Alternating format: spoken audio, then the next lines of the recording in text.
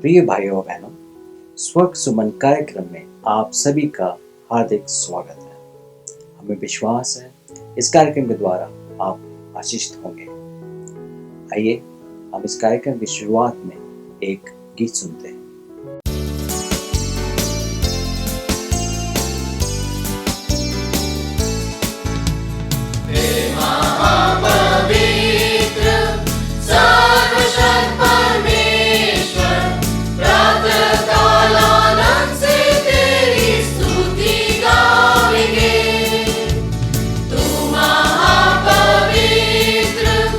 ईश्वर कृपा सागर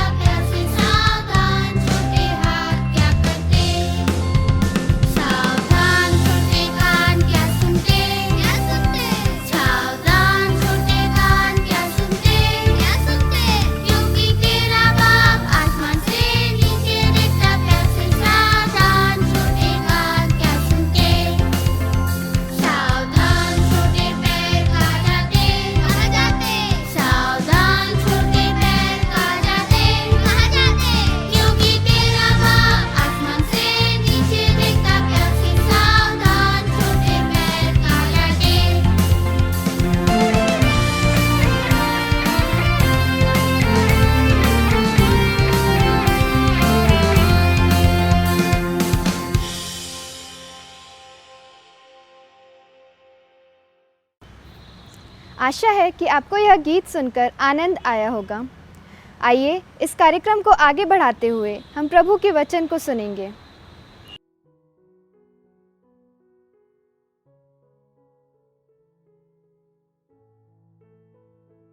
स्वर्ग सुमन के सभी श्रोताओं को प्रभु यीशु मसीह के मधुर नाम में मैं सचिता लामा आपका अभिनंदन करती हूँ।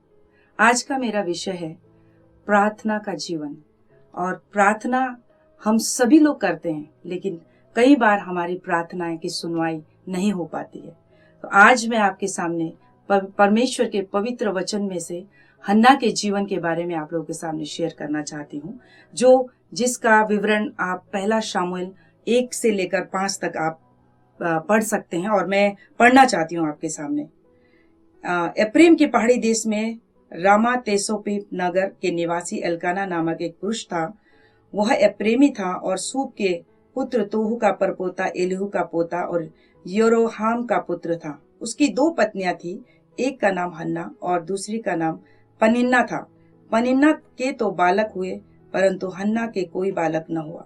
वह पुरुष प्रति वर्ष अपने नगर से सेनाओं के यहोवा को दंडवत करने और मेल बड़ी चढ़ाने के लिए शिलो में जाता था। वहां होपनी और पिनहास नामक एली के दोनों पुत्र रहते थे, जो यहोवा के याजक थे। जब जब एल्काना मेल बलि चढ़ाता था, तब तब वह अपनी पत्नी पनिन्ना को और उसके सब बेटे बेटियों को दान दिया करता था, परंतु हन्ना को वह दुना दान दिया करता था, क्योंकि वह हन्ना से प्रीति रखता था। तो भी यहोवा ने उसकी कोख बंद कर रखी थी। मेरा आज का विषय है प्रार्थना।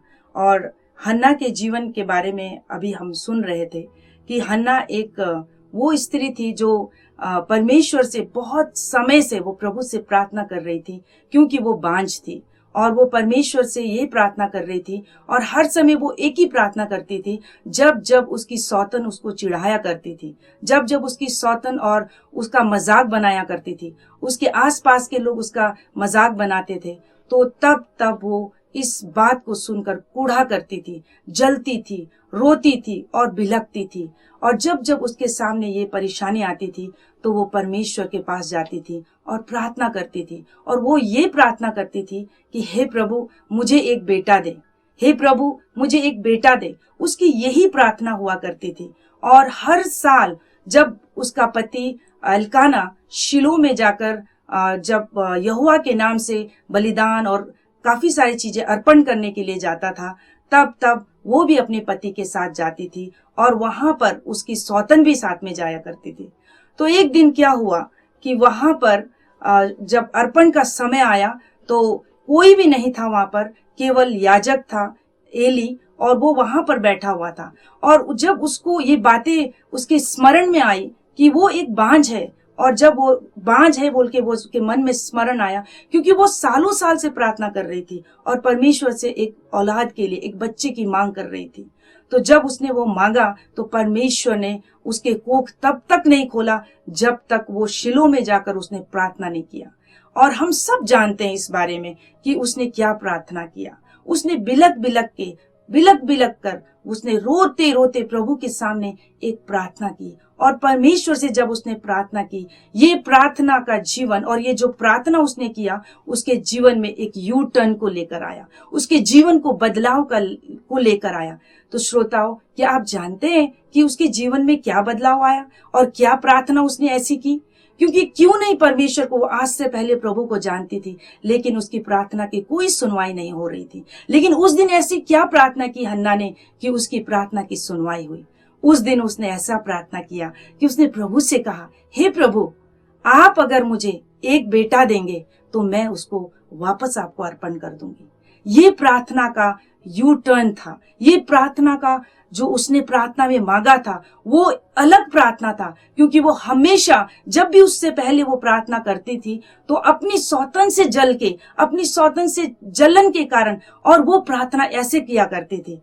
लेकिन आज उसकी जो प्रार्थना थी, उसकी प्रार्थनाओं में एक बदलाव था, एक लेन देन था, एक आदान प्रदान था। वो परमेश्वर से कहती है कि प्रभु, आप मुझे बेटा देंगे और मैं आपको वापस आपको अर्पण करूंगी।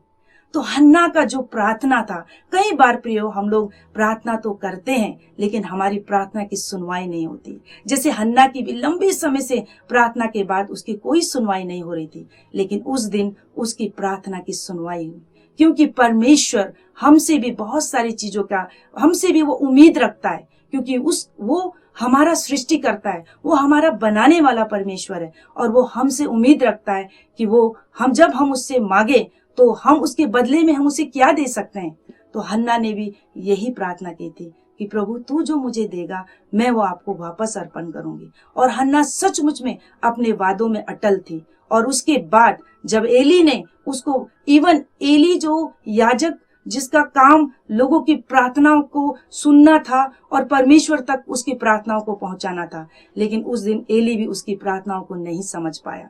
कई बार हमारे जीवनों में ऐसा होता है कि हम सोचते हैं कि हमने प्रार्थना तो कर दिया और हमारी सुनवाई क्यों नहीं होती है, लेकिन हमारी प्रार्थना की सुनवाई तब होती है जब हम परमेश्वर को सच्चे दिल से, वो हम अपने जीवन से प्रभु को क्या दे सकते हैं, जब हम परमेश्वर से वादा करते हैं और उस वादा में हम बने रहते हैं, तो परमेश्वर हमारी प्रार्थनाओं को सुनता है। और सचमुच में हन्ना परमेश्वर से जो वादा उसने किया, उस वादा के प्रतिफल उसने, जब परमेश्वर ने उसको एक बेटा दिया तो हन्ना ने उस बेटे को परमेश्वर को ही अर्पण कर दिया और अपने वादे में खरी रही वो। और उसके बाद हम उसके जीवन में क्या देखते हैं, आने वाले समय में जब उसका बेटा जब बड़ा हुआ तो हन्ना ने अपने बेटे को अर्पण किया, और उसके बाद हन्ना के जीवन में और 5 बेटे और बेटियां हुई। तो परमेश्वर ने उसकी कोख को इस तरह से खोला कि वो बाद में बांझ नहीं कहलाई, बाद में उसकी सौतन जो उससे बार बार नाम देती थी वो नहीं कहला पाई। तो प्रियो, हम लोग प्रार्थना करते हैं और मेरी भी यही प्रार्थना है। कई बार हम लोग सोचते हैं कि हमारी प्रार्थना नहीं हो पा रही है, हम कई बार बिलक के हमारा प्रार्थना करने का तरीका अलग होता है, लेकिन बाद में जब हम अपने आप को जांचें और देखें कि हमारी प्रार्थनाओं में की कमी कहाँ है, क्या घटी है, क्यों हमारी प्रार्थना की सुनवाई नहीं हो रही है, तो परमेश्वर जरूर से हमारी प्रार्थनाओं को समझेगा और सुनेगा और उत्तर देगा, उसका प्रतिफल जरूर देगा परमेश्वर। तो हमें प्रार्थना करते रहना चाहिए, लेकिन प्रार्थना करते समय हमें ये विचार जरूर करना चाहिए कि हम प्रार्थना कैसे कर रहे हैं और प्रभु हमसे क्या चाहता है। प्रभु की इच्छा के अनुसार हमें प्रार्थना करना चाहिए, ताकि हम उसके जीवनों में बने रहे और वो हमारे जीवनों में बना रहे। तो यही प्रार्थना का एक आदान प्रदान है, और हमें परमेश्वर की इस प्रार्थनाओं को करना हमें आना चाहिए। और यही हमारा जीवन, मसीह जीवन कहलाता है, और हमारा मसीह जीवन ही प्रार्थना पर टिका हुआ है। यदि आज हम प्रार्थना नहीं करते हैं और यदि हमारे जीवन में वचन नहीं है, तो ये दोनों चीजें हमारे संबंध को, जो प्रभु के साथ हमारा संबंध होना चाहिए, वो संबंध हमारे बीच में एक संबंध नहीं बन पाता है। तो हम कोशिश करें कि हम प्रार्थना और वचन दोनों हमारे जीवन में एकदम लाभदायक हो। तो परमेश्वर का धन्यवाद हो। श्रोताओं, मैं विश्वास करती हूँ कि आपने इस वचन को सुना, समझा और जाना, तो आप भी अपनी प्रार्थनाओं को बदले और प्रार्थनाओं को खोजे और अपनी घटी कमी को देखें और परमेश्वर के पास हम जाएं नम्र और दीन बनकर। आइए हम लोग इस संदर्भ में हम लोग प्रार्थना करते हैं प्रभु से कि परमेश्वर हम पर अनुग्रह करें और हमें हमारी कमी और घटी को प्रभु दिखाए। स्वर्गीय पिता, हम धन्यवाद करते हैं इस समय प्रभु जी। और पिता, हम आपसे प्रार्थना करते हैं प्रभु, हमें कई बार प्रार्थना करना नहीं आता है प्रभु। परमेश्वर पिता, हम प्रार्थना तो करते हैं लेकिन हमें उत्तर नहीं मिल पाता है प्रभु।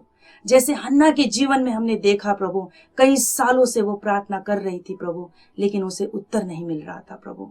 और परमेश्वर, वो समय भी आया प्रभु जब हन्ना को समझ आया कि प्रभु कि परमेश्वर से प्रार्थना कैसे करना है। और परमेश्वर पिता, मैं प्रार्थना करती हूँ जितने भी आज यहाँ श्रोता सुन रहे हैं प्रभु जी, उन्हें प्रार्थना का जीवन कैसे होता है हन्ना के जीवन से सीख सके प्रभु।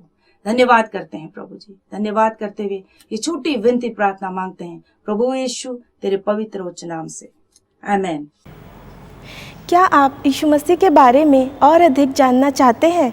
हमारे पास स्वर्ग सुमन बाइबल पाठ है जो आपको यीशु मसीह के बारे में और अधिक जानकारी देगा। इस पाठ को प्राप्त करने के लिए हमें इस पते पर संपर्क करें। स्वर्ग सुमन के हमारे प्रिय श्रोताओं, हमारे पास नई किताब है जिसका शीर्षक है जीने का उद्देश्य और मरने का उद्देश्य। अगर आप इससे प्राप्त करना चाहते हैं तो आप हमारे व्हाट्सएप नंबर पर अपना नाम, पता और फ़ोन नंबर देकर ये किताब मंगवा सकते हैं। इस किताब के बारे में अधिक जानकारी पाने के लिए और हमारे नए अपडेट्स के लिए आप हमारा स्वर्ग सुमन फेसबुक पेज को फॉलो करें और हमारे यूट्यूब चैनल को सब्सक्राइब करें। धन्यवाद।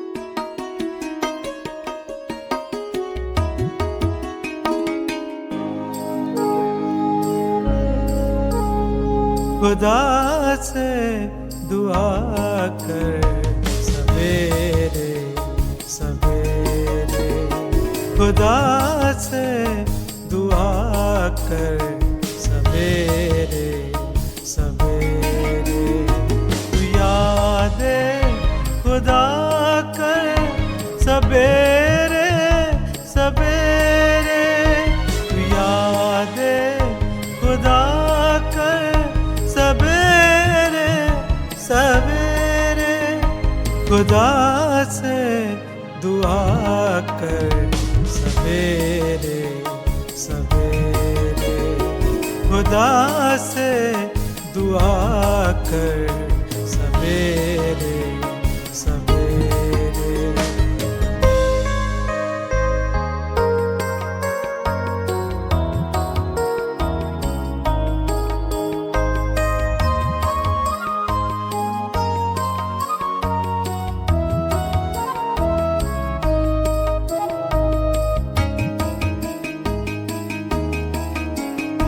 तुझे इस मेरा है सदाकत मिलेगी, तुझे इस मेरा है सदाकत मिलेगी, तू बाइबल पढ़ा कर सवेरे सवेरे, तू बाइबल पढ़ा कर सवेरे सवेरे, खुदा से दुआ कर सवेरे सवेरे।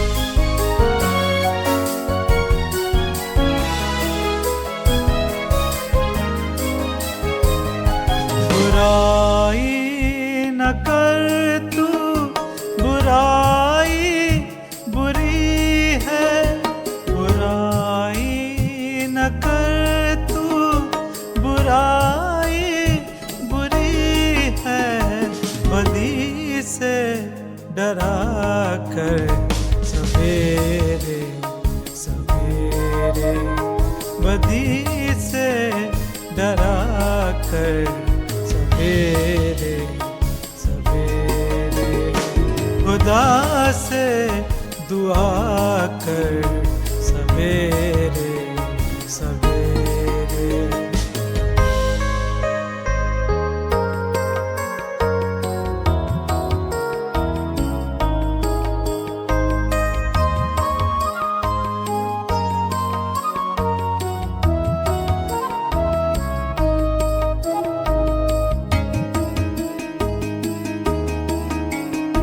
जो सुनता है सबकी वो तेरी सुनेगा, जो सुनता है सबकी वो तेरी सुनेगा, खुदा से कहा कर सवेरे सवेरे, खुदा से कहा कर सवेरे सवेरे, तू यादे खुदा कर सवेरे सवेरे, तू यादे खुदा कर सवेरे सवेरे, खुदा से दुआ कर सवेरे सवेरे खुदा से दुआ कर सवेरे सवेरे। अगर आप इन गानों की डीवीडी को प्राप्त करना चाहते हैं तो आप हमसे संपर्क कर सकते हैं। आप अपना नाम और पता इस नंबर पर व्हाट्सएप या कॉल करें। हमारा नंबर है 9820389584। धन्यवाद।